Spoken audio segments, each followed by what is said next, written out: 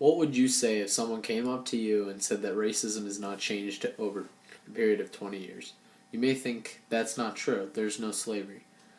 Some people would even think that it's gotten worse. The real question is, has racism actually changed over the past 20 years? Over the course of this video, I'm going to tell you different opinions on the topic of racism over time. In the end, it will be your decision to tell whether or not it has changed or not. Racism has been around since its peak in 1960. Arguably, the worst thing to happen in history was slavery.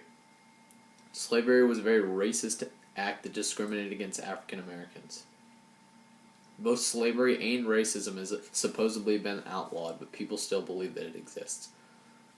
It is obvious that racism is a huge problem not only in America, but all around the world.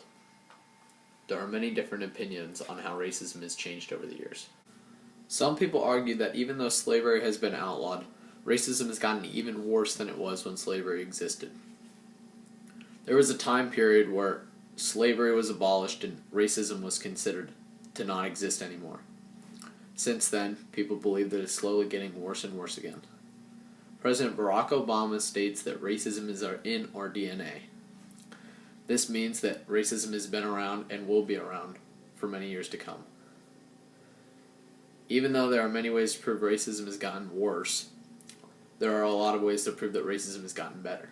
For example, Steve Rowe from Infogram.com says the number of African Americans with high school diplomas have increased from 34% to 81%. This shows that African Americans are getting more and more involved and getting more rights to do things they were not allowed to do years ago. Some people even believe that racism hasn't changed at all. People are set on the fact that yes, slavery is abolished, but racism has not gotten any better. Even though racism isn't as blatant, people are finding more ways to be sinister on being racist so people will not know.